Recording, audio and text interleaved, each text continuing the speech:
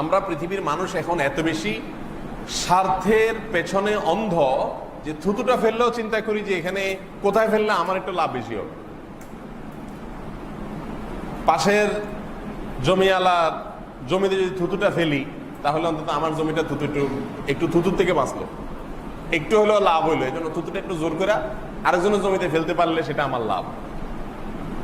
আমরা হলাম সেই মানুষ। এইরকম সময়ে এসে আর্থিক ইবাদতগুলোতে নিয়তকে খাঁটি করা, এটা হচ্ছে কত কঠিন একটা কাজ। এটার জন্য স্ট্রাগল করতে হয়, এটার জন্য নিজের সঙ্গে নিজে যুদ্ধ করতে হয়। যেমন দান একটা আর্থিক ইবাদত। দানের ক্ষেত্রে দেখবেন যে মানুষ শোনাতে দেখাতে পছন্দ করে, এটা মানুষের নেচার। আমি অমুক জামাত দিছি মাদ্রাসার জন্য, আমি এতগুলো মসজিদ করছি আলহামদুলিল্লাহ। বলার আবার স্টাইল আছে, এগুলো বলতে আবার মানে এত সুন্দর করে বলা হয়। এই বলার স্টাইল দ্বারা বোঝানো হয় যে আমার নিয়তের মধ্যে কোনো ভেজাল নাই ভাই, আমি আপনাকে শুনাইতে চাই নাই, কথার কথা বললাম আর কি, ঠিক না? যেমন একটা এক্সাম্পল এভাবে বলে যে ভাই আল্লাহ করাইছে, আমি আসলে আর কি করবো, আল্লাহ করাইছে আমার দিয়ে 5টা মসজিদ, ভাই আল্লাহ করাইছে ভাই, আমার কিছু না ভাই। বুঝতে পারছেন?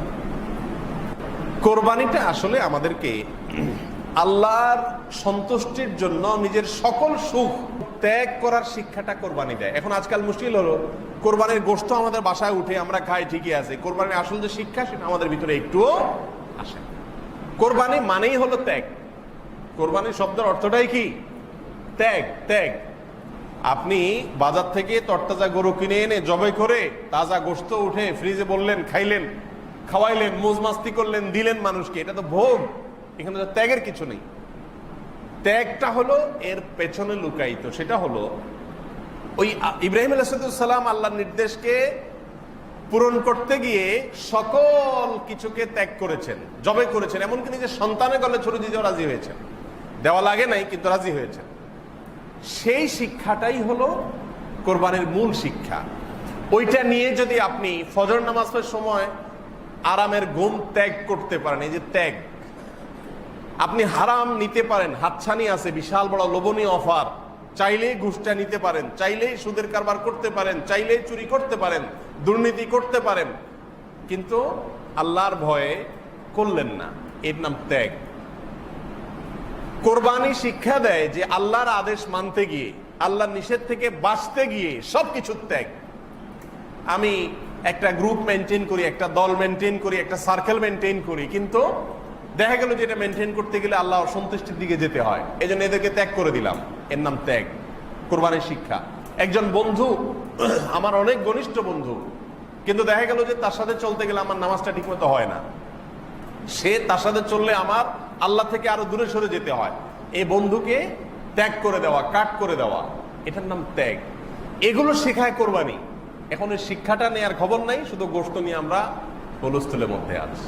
মোহতারাম হাজরিন, অনেক মানুষ কোরবানি করেন, বিশেষ করে যে করোনা প্যান্ডামিক আসছে, অনেক মানুষ কোরবানি করবেন এই জন্য যে মানুষ কি বলবে, লোকে কি বলবে।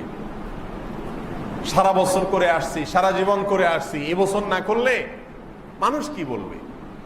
ছেলে মেয়েরা, নাতি নাতনিরা আশপাশে সবার কোরবানি দেখে চেয়ে থাকবে, কেমন লাগে।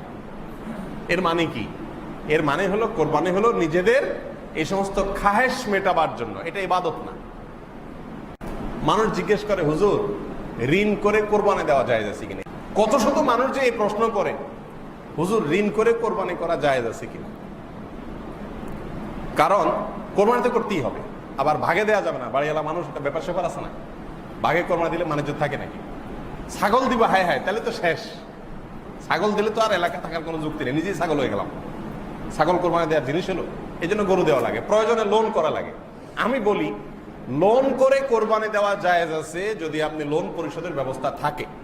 1 মাস 2 মাস 3 মাস পরে আপনি দিবেন, চুক্তি আছে, যার থেকে তিনিও রাজি আছে। এইভাবে লোন করে, ঋণ করে, হাওলাত করে সওয়াবের কাজ করা যায়। কিন্তু একটা প্রশ্ন আছে, আজ পর্যন্ত এরকম কোন মুসল্লি আমি পাই নাই যে আয়েশা জিজ্ঞাসা করছে যে হুজুর মসজিদে আমি 50,000 টাকা দিতে চাই হাওলাত করে, এটা আমি কিস্তিতে আস্তে আস্তে শোধ করব, জায়েজ আছে কিনা? এই মুসল্লি আমি পাই নাই আজ পর্যন্ত। কথা বোঝেন নাই? তারপরে মনে করেন একজন গরিব মানুষ পাইছেন আপনার এলাকার, তাকে একটু, সে হয়তো অর্থ কষ্টে ভুগতেছে, হয়তো হাসপাতালে ভর্তি আছে, তার বিরাট বড় বিপদ, এখন তাকে হেল্প করা দরকার। এই টাইমেও কেউ এসে মাসালা জিজ্ঞাসা করে না যে হুজুর আমার এলাকার মানুষ, আমার কাছে এখন ক্যাশ টাকা নেই, আমি হাওলাত করে দেব তারে, পরে আমি বেতন থেকে মাসে কেটে কেটে হাওলাতটা পরিশোধ করবো, জায়েজ হবে কিনা। এই মাসালাও আজ পর্যন্ত আমি কারোর কাছ থেকে শুনি নাই। নিজের এলাকার কেউ বিপদে পড়লে এসে বলে হুজুর এলাকার লোক বিপদে পড়ছে, আমার তো বেশি সামর্থ্য নয়, আমি যা পারছি দিছি, আপনি কিছু দেন আর মানুষ থেকে উঠে দেন, এটা না শোনা যায় কেন? সেখানে কেন এই আগ্রহ নাই যে আমি হাওলাত করি হলো এই সওয়াবের কাজটা হুজুরে করতে দিব না, আরেকজনকে করতে দিব না, আমি জানি এটা নিরি মানুষ, এরকম পিওর জানার জায়গা আজকাল পাওয়া কঠিন হয়, আমি নিজের চোখে দেখা জিনিস, অতএব এখানকার সওয়াবটা আমি নিজের অ্যাকাউন্টে জমা করতে চাই, হাওলাত করে করতে চাই, হুজুর জায়েজ আছে কিনা, এই না জিজ্ঞেস করা দরকার ছিল। সেইখানে নাই, সব প্রশ্ন হলো কোথায়? কোরবানিতে। কারণ জানে এখানে হাওলাত করে করলেও গোস্তগুলো সব ফ্রিজে ঢুকবে, লাভটা আলটিমেটলি ঘুরে গেড়া নিজেরই হবে। ভাইয়েরা আমার, অনেক ব্যথা থেকে কথাগুলো বলা, হাসার জন্য না, আল্লাহর ওয়াস্তে এখনো কোরবানির পশু কিনেন নাই, একটু মাথাটা ঝুঁকিয়ে চিন্তা করুন, ভাবুন আপনি কোরবানি কি গোশত আহরণের জন্য করছেন, মানুষ দেখানোর জন্য করছেন, লোকে কি বলবে সেটা থেকে বাঁচার জন্য বলছেন, সামাজিকতা মাথায় রেখে করছেন, নাকি আল্লাহকে সন্তুষ্ট করার জন্য করছেন? এটা নিজেকে জিজ্ঞাসা করেন। সম্পূর্ণ জবাব, সন্তোষজনক জবাব আপনার মন থেকে আসার আগ পর্যন্ত কোরবানির স্টেপ নিয়েন না। এটাকে বলে আত্মসংগ্রাম, এটাকে বলে নিজেকে সংশোধন করা, এটাকে বলে জাহান্নামের পথ থেকে জান্নাতের রুটে আসার জন্য চেষ্টা করা, ইউটার্ন করার চেষ্টা করা।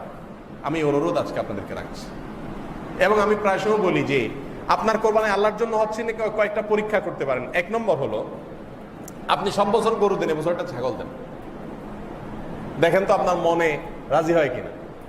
ছেলে মেয়ে বলবে আব্বু কি বলো, তোমার মাথা ঠিক আছে, তুমি শুধু একটা ছাগল দিবা আর কিছু না, না সাথে গরু দিবা? না, গরু টরু না, শুধু একটা ছাগল দিব মা। দেখেন পরিবারের লোকজনকে মানাইতে পারেন কিনা, বা আপনি নিজেকে মানাইতে পারেন কিনা।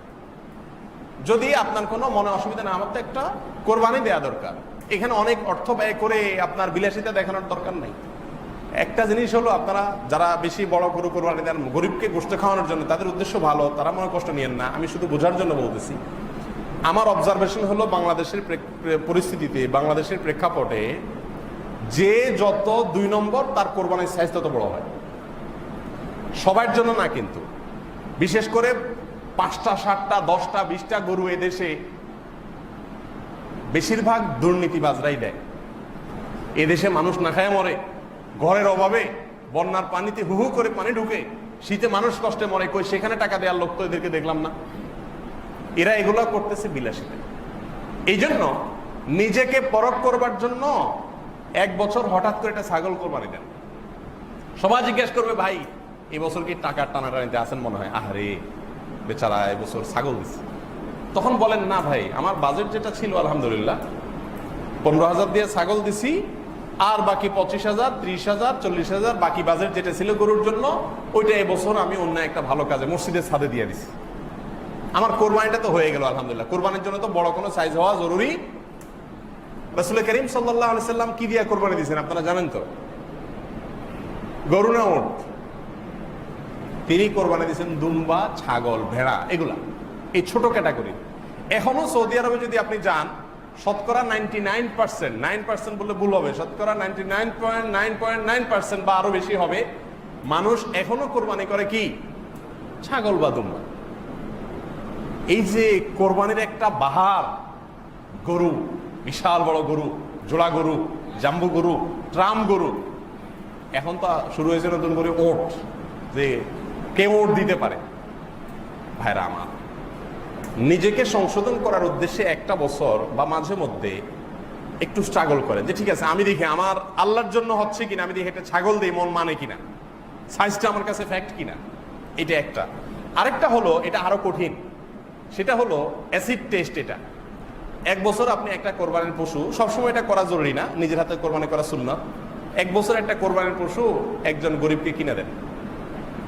ধরেন এই ভূমিপল্লীতে বহু গরিব মানুষ আছে না, যে কোরবানি দিবে না। আপনি একটা গরু কিনে গরিবের ডাইকা ওরে বাজারে নিয়া গরুটা কিনা ওর হাতে দিয়া বলেন এটা তুমি জবাই করে গোশতটা খেয়ে নিও, আর পারলে একটু গোশত 2-4-5 কেজি আমার বাসায় পাঠাই দিও, গোপনে, কেউ যেন না জানে। এই কাজটা অ্যাসিড টেস্টের মতো কাজ না? টাকা দিয়া বাজারে যায় গরুটা কিনে দিয়া, গরু তার হাতে বুঝাই দিয়ে আপনি নাই হয়ে গেলেন। বাজারে আসতে আসতে মানুষ তারা জিগাইলো, ভাই গরু কত, মাশাআল্লাহ আজকে এবার এত বড় গরু কোরবানি দিতেছেন, দিনকাল ভালো যাচ্ছে মনে হয়। সে তো মিটমিট করে হাসলো আর বাবা নিল, সব কার অ্যাকাউন্টে জমা হলো? কার অ্যাকাউন্টে জমা হলো? আপনার অ্যাকাউন্টে জমা হলো না? আমি কি বুঝাইতে পারছি বিষয়টা? এইভাবে মাঝে মধ্যে, আমি বলতেছি না প্রতি বছর করেন, মাঝে মধ্যে এরকম করেন, এলাকার সবাই জানবে যে আপনি কোরবানি করেন নাই, আরে একটু একটু করে গোশত পাঠাবে আপনার যে বাসায়, আরে ভাই এবার গোশত কোরবানি করেন, মনে হয় টাকা পয়সা টানাটানি আছে, আপনি মিটমিট করে হাসলেন, তাদেরকে কিছু বললেন না, কিন্তু আল্লাহ জানে আপনার কোরবানিটা হয়ে গেছে, সব অ্যাকাউন্টে জমা হয়ে গেছে, গোশতটা কে খাচ্ছে? আরেকজনে খাচ্ছে, আর ক্রেডিট বাহবা যা আছে সব নেওয়ার সেই গরিব মানুষ নিচ্ছে, আর সব টাকার অ্যাকাউন্টে জমা হচ্ছে আপনার অ্যাকাউন্টে। বুঝেন নাই পলিসিটা? জীবনে 1-2 বার এরকম করেন, দেখবেন ওই নফস, আমাদের নফস যেটা তেড়া প্রবৃত্তি, এটা শুধু কাল বাঁকাউতি করতে চায়, ওটা দেখবেন যে একদম হুল ভেঙে দেওয়া হবে, একদম সাইজ হয়ে যাবে। এটাকে বলে আত্মশাসন। আত্মশাসন, নিজেকে সংশোধন করা, নিজেকে সাইজ করা, নফস বা প্রবৃত্তিকে নিয়ন্ত্রণ করা, এটা চেষ্টা করা। এক কথায়, আপনি কোরবানি করার আগে আল্লাহর জন্য করছেন কিনা সেটা এনশিওর হন। যদি আল্লাহর জন্য না হয়, গোশতের জন্য হয়, তাহলে এটা লস প্রজেক্ট। কোরবানির সময় গরুর গোশতের কেজি প্রতি কত পড়ে? 800-900 টাকা পড়ে না? বাজারে গরু গোশত কিনতে গেলে কত? 550-600 টাকা ভালো ভালো গোশত পাওয়া যায়। আল্লাহ তাআলা আমাকে, আপনাকে, আমাদের সবাইকে শুধুমাত্র এবং শুধুমাত্র আল্লাহকে সন্তুষ্ট করার জন্য কোরবানি করার তৌফিক দান করুন। এবং কোরবানির যে আসল উদ্দেশ্য, ত্যাগ, আল্লাহর আদেশ মানার জন্য যত রকমের ত্যাগের প্রয়োজন হয় সব ধরনের ত্যাগ করতে প্রস্তুত থাকা, এটি অনেক বড় চ্যালেঞ্জিং ব্যাপার, বড় চ্যালেঞ্জিং ব্যাপার। আল্লাহ তাআলা সেই ত্যাগ করার ঈমানী শক্তি, তাকওয়ার চেতনার শক্তি আমাকে, আপনাকে, আমাদের সবাইকে দান করুন।